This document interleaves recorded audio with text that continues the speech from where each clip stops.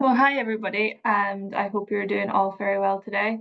And you're very welcome to our last product update webinar for the year. It's great to see you all, and thanks for joining again. I'll give it a few minutes as I can see people are still joining. And just to start off, as many of you will know at this stage, I'm Nicole Cunningham and I am the Product Marketing Manager for Lean Library here at Technology from Stage, and I'll be your host for today's webinar. And today I'm delighted to be joined with Becca, our senior product manager at Lean Library, where we'll be talking through the year we had at Lean Library and looking forward into next year. Before I hand it over, I'll just go through a small bit of housekeeping. So as usual, please check your audio and visual settings. And if someone could kindly just confirm that you can see the slides and hear me, that would be great. And if for some reason you can't see the slides or you can't hear me, we recommend leaving the webinar and rejoining on Zoom. And as you join, you'll be prompted to check your audio and visual settings. And hopefully that'll do the trick. As always, please feel free to connect with each other in the chat.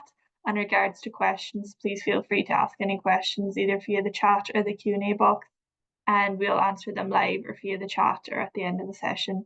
And lastly, the webinar is being recorded today and I'll share it with you afterwards through email. So I think that's all from me. So Becca, you can get started. Lovely. Thanks, Nicole. Okay, let's have a look at the agenda so you can all see what we're going to be talking about today. Nicole's already touched on some of the general theme of today, which is our kind of end of year roundup. So I am going to be taking you through just some kind of nice, sort of very high level statistics that are kind of institution agnostic. So they span like all of our institutions. This is largely because these are figures that hit some of the sort of the core benefits, you could say, of using Lean Library. And we essentially use those as sort of performance indicators on our part to make sure that the product is doing what we want it to do for you, for our customers, and your patrons as well. We're also going to be looking at our latest release, which brings retractions and editorial notices into the Lean Library extension via our integration partner, Site AI. So that released a few days ago. You might have seen the sort of release update that went out, I think yesterday. And then we're going to be doing a very quick roundup of 2024. I'm going to try and get that done in 10 minutes. Might be a bit of a challenge, but we'll give it a go. And I'm also going to be giving a very, very brief sneak peek into 2025. So some of the key areas that we're looking at, but more specifically, the sort of the themes that have cropped up through the various calls that we've been having with a lot of you around, what you'd really like to see more of from the Lean Library product, as well as some consistent themes from our AHA feedback portal that many of you contribute feedback to, which we love to see. So we'll be talking a bit more about those themes. And I would just say we'll also be doing a bit of a sort of next year's roadmap update in the new year as well, because I think we'll have some quite big announcements for you that we'll be telling you about early next year. And then we'll save some time for a Q&A as well if you have any questions at the end of this. So I'll get going. So I'm going to give a quick sort of preview of some numbers that have kind of, I don't know, touched on quite a few sort of benefits for Lean Library.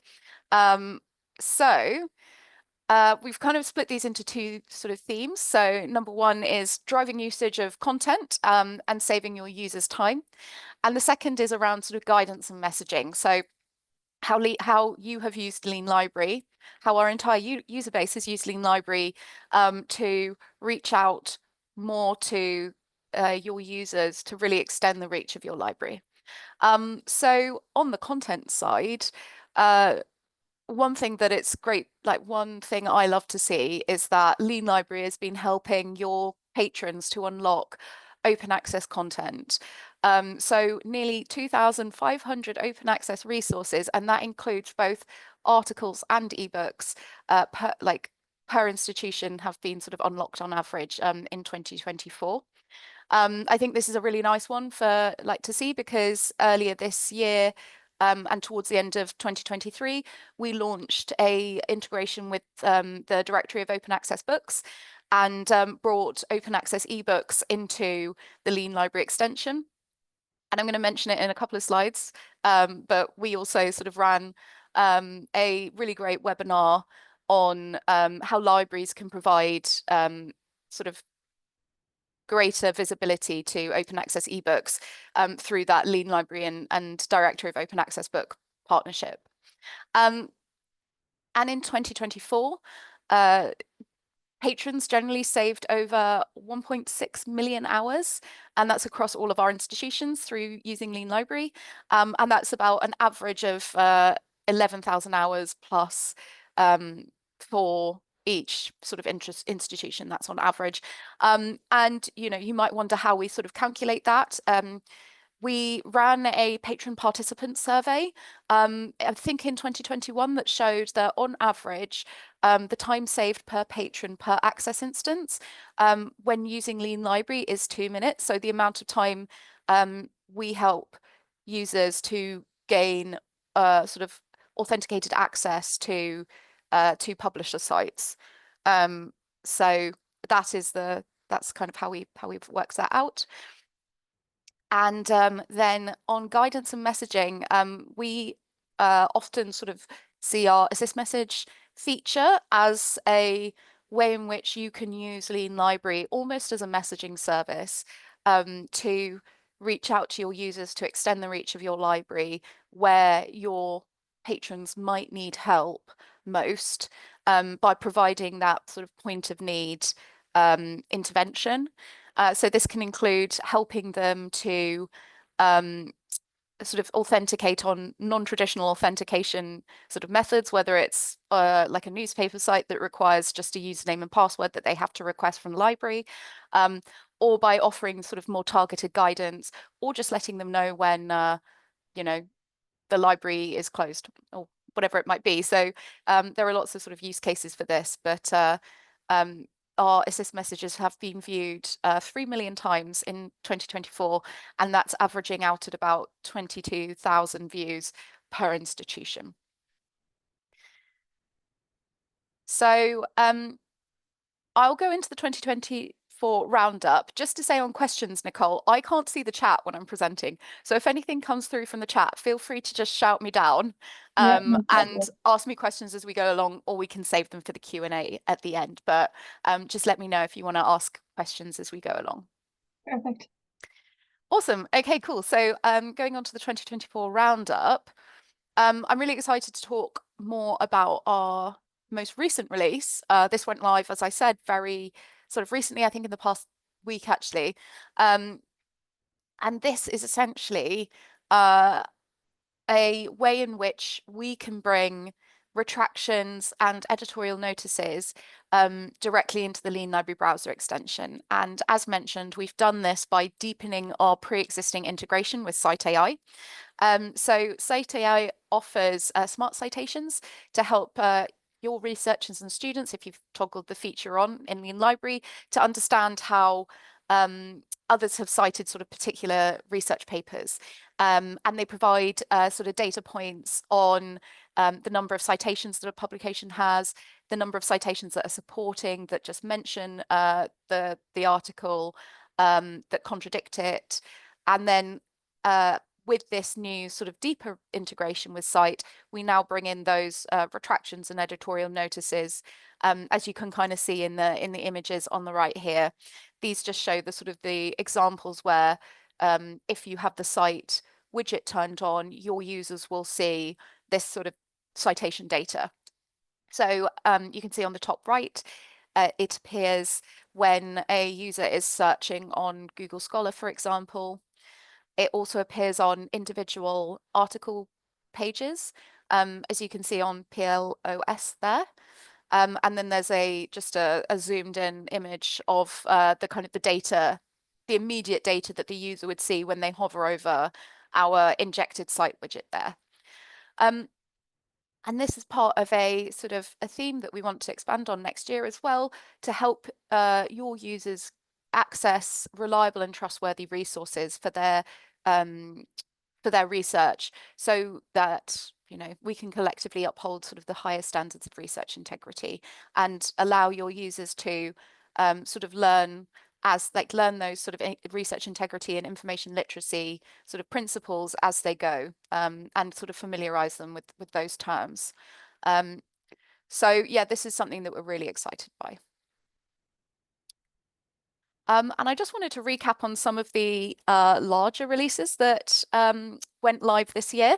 So none of these are in sort of linear chronological order, but yeah, I can just talk a bit more about them. So some of you might remember that we launched our sort of QuickSight tool. And this is essentially a piece of functionality that sits within our sort of pop-ups that allows your users to quickly cite a piece of content, whether it's an article or an ebook, sort of quickly and accurately. We use the citation style language sort of open source repository to ensure that whatever citation style your users want to use, it's available to them. We also, at the sort of time of, I think towards the beginning of the year, we also launched a sort of improvement that allows you as the library to set your preferred citation styles, and those will appear at the top of the citation style dropdown, as we appreciate that you may only use within your institution a handful of sort of citation styles. We've also received some really great feedback around this feature that we'd love to sort of do more around next year. Some of that feedback includes just limiting the citation style dropdown that your users will see to just the styles that your institution uses and no others. So we will look into providing that option if you need it in the new year. We also launched an integration with one of Sage's products called Sage Campus, and this is available for all of our Workflow for LibGuides and Futures customers. And this integration specifically utilizes our onboarding guide functionality. So that's the functionality that iframes guidance content that you might create, whether it's a SpringShare LibGuide or just a general sort of guide that you've made yourself, and that obviously you've spent a lot of time on. So this sort of integration allows you, if you want to turn it on, to sort of surface a online course on ChatGPT best practices, and it appears when your students need it most. So this course was actually written specifically for Sage Campus by Dr. Leo Lowe, who's the Dean of College, University Libraries and Learning Sciences at the University of New Mexico, and a sort of authoritative speaker in the realm of AI best practices. So this is available for anyone who is a Workflow for LibGuide or Futures customer to use. We also launched our Assist Message template feature. So the reason behind this was that we know how tight on time you are, and it takes sort of time out of your day to think of various use cases that you might want to deploy within Assist Messages, and it takes time to set them up as well. So with our Assist Message template feature, these templates can be toggled on, and you no longer need to sort of search elsewhere for inspiration on Assist Messages. We have a full bank of templates through which we've sort of crowdsourced and done a lot of data analysis on the most popular and most interesting use cases for our Assist Message feature. So if you don't know where to start in terms of coming up with Assist Messages, you can find sort of all sorts of information within our sort of Assist Message templates section. And all of these templates are categorized based on various themes.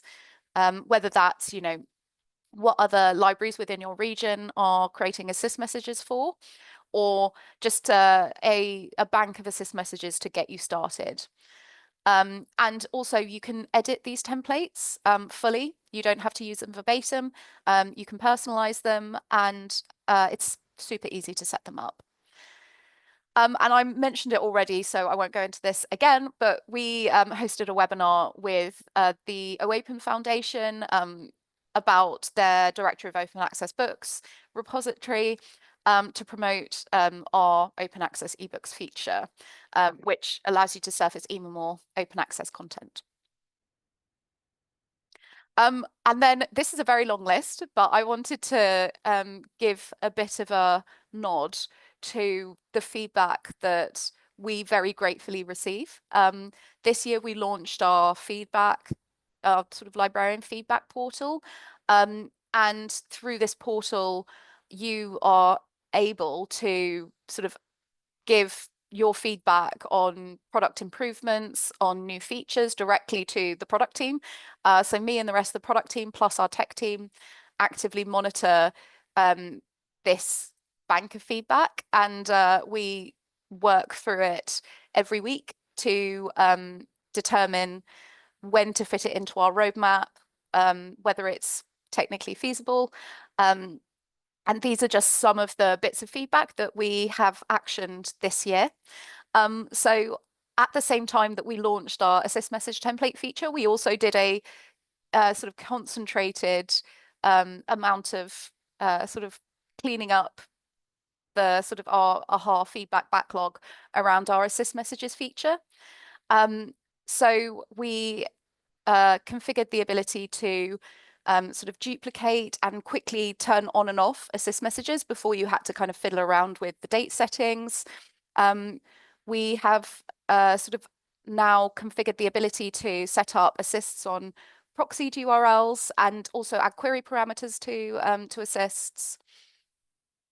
A very popular piece of feedback was also adding wildcards to resources for Lean Library Futures customers, but particularly the e-resource domains for Lean Library Access users.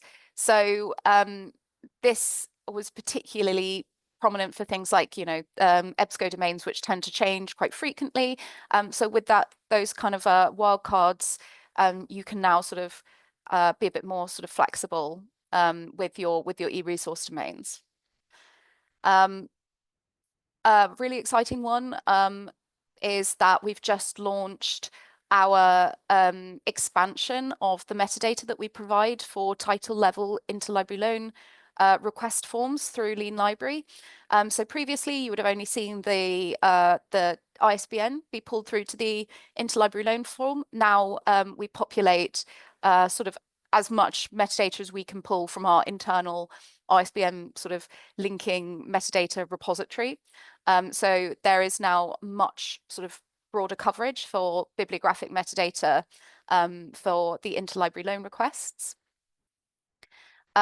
We've also suppressed the alternatives pop-ups on search results pages, and this was just because the UX was not ideal in the sense that you'd have a long sort of list of sort of content results, whether it's on, you know, PubMed or Google Scholar, and the alternatives feature would find a DOI, show you the pop-up, but it would be for only like the first DOI that it finds.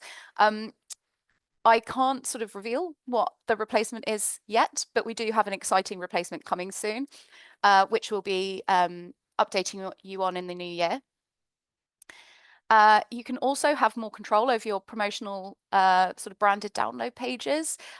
So quite a few of you requested to be able to turn the Twitter/X sidebar on and off. So this was just a little section within your branded download page that would let your users give Lean Library and your library a bit of a shout out on Twitter/X.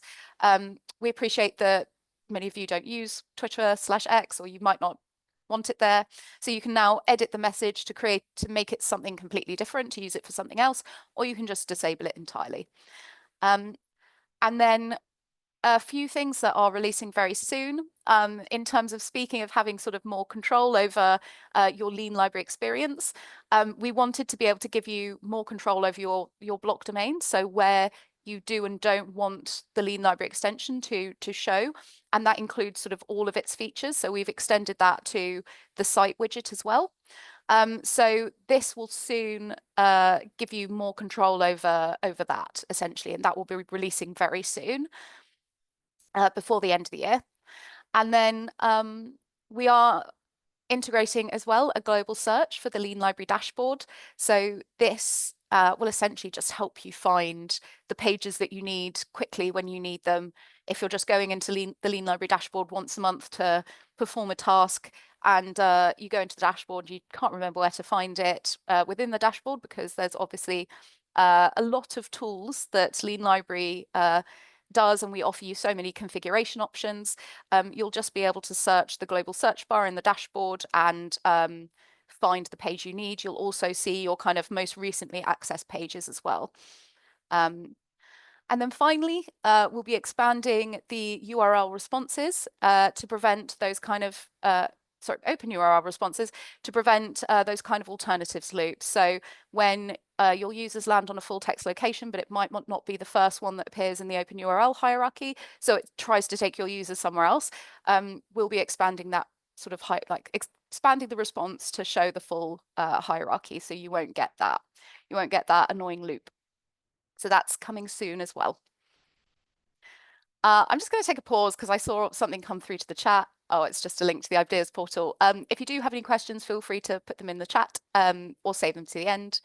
I just wanted to check in to see how we are doing.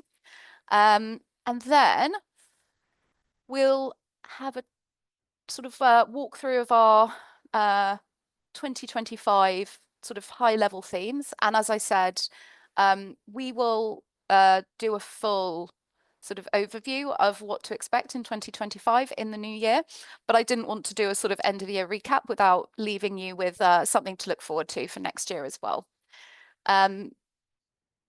So some key areas of focus for 2025. One thing that I wanted to just start by saying is that we've spoken to so many of you and also done like a full audit of our feedback backlog in AHA, which we do regularly, but we also sort of did this when compiling the roadmap for 2025, because we want our roadmap for next year to represent you and your needs. So the sort of the most persistent bits of feedback that we get are around statistics and usage.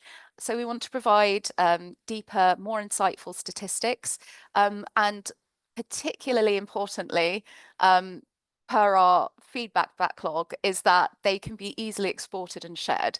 So we'll be configuring sort of more powerful exportation and sharing functionalities for those sort of raw statistics as well. And on the sort of the flip side of that, we also are going to be investigating usage driving techniques with our UX team to organically grow the sort of the end user usage of the Lean Library extension to further expand your reach to your users and to sort of drive end user adoption of Lean Library.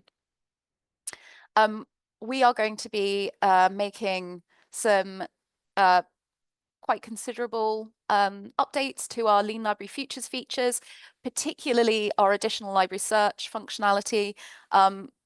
For some of you who aren't familiar with our additional library search functionality, some people call this our sort of Google Scholar integration, because this is essentially a search results widget that mirrors your users' Google and Google Scholar search terms that, let's say, like when they're conducting their research, they'll do a search for stem cell microbiology, whatever it might be, and our additional library search widget will also do a search for that query from various different endpoints, whether it's your library's discovery, TRIP, medical database, or for humanities and social sciences, JSTOR. So it depends what you have configured for your library. In Q1 next year, we're going to be adding Ex Libris Summon to this for those who use that as a discovery service. We're also going to be making some targeted improvements to additional library search to really drive the usage of your library license content through that sort of through that functionality as it provides various sort of like content pathways. And we're also going to be working on making the sort of the futures setups in the Lean Library dashboard quicker and easier as well, because from all of the sort of the discussions we've had with you over the past, well, I say few months, but much longer, we're just very aware of how tight on time you often are. So we want to make using Lean Library as quick and easy as possible. And we've made a lot of improvements and updates to our alternative or our access functionality, our Lean Library Access sort of product, which is our kind of our core product. So we are going to be continuing that theme, continuing our commitment to our core product. So these are just examples, but some things that we'll be bringing in the new year include sort of more sophisticated control of Open Athens authentication routes. So really kind of perfecting the feedback that our sort of Open Athens, clients have given us. And then we're also integrating with more discovery services and updating our pre-existing connections for alternatives and the soon to be rolled out print alternatives. So our OCLC clients will have heard from us asking them to update their sort of mutual customer authorization forms, as we're going to be switching the sort of alternatives connections to the OCLC APIs as they're retiring some of their old APIs. And this in turn affects the sort of the print alternatives connections as well. So that's something we'll continue working on. And we'll be excited to finally bring our print alternative functionality to launch. This is something that we've been painstakingly working on this year, and working sort of consistently with those discovery services to make sure that it's absolutely perfect, because this is such a cornerstone piece of functionality for Lean Library. We don't want to put anything in front of you that isn't perfect. So that will be something that we bring to fruition in the new year, and we're really excited for it. And plus, as I mentioned, or have alluded to, some very big announcements to come in early 2025. So yeah, keep an eye out for those. And then finally, I just wanted to say that you can give us feedback anytime. We love to see it. We love to hear sort of the ideas that you have, the areas of improvement that you would like to see for the Lean Library product. And you can submit bits of feedback at any point in the AHA feedback portal. Nicole added the link to the chat at the beginning of the webinar. So do pepper us with feedback. It very much informs our sort of strategic direction and the shape of our roadmap over the quarters and across the whole year. And finally, you can reach out to me at any time. My inbox is always open. So if you would like to jump on a more detailed feedback call, if there's anything you would like to discuss, ideas you'd like to bring, you can always schedule a call with me. I'd love to hear from you. And now I think we can move into the Q&A if anyone has any questions.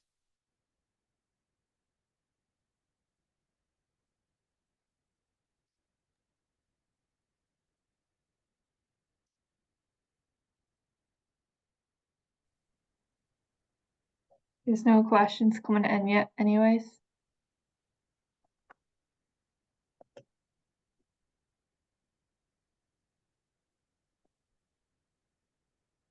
I mean, if there's no questions for now, if you do have any questions, feel free to email me at any point or contact support@leanlibrary.com. Our customer success team would be more than happy to answer questions that you might have later down the line. So yeah, we're always happy to answer questions at any time. Yeah, so we'll finish up there right on time. Thanks so much, Becca. That was brilliant to see the walkthrough, and also very excited as to what's to come in 2025. And thank you everybody for joining us this year. These product update webinars have been fantastic to show you what we've been working on. But yeah, I think that's it for now. So thanks very much, and thank you, Becca. Lovely. Lovely to see you all, or not see you all, but get to speak to you all. Bye, Bye everyone. bye.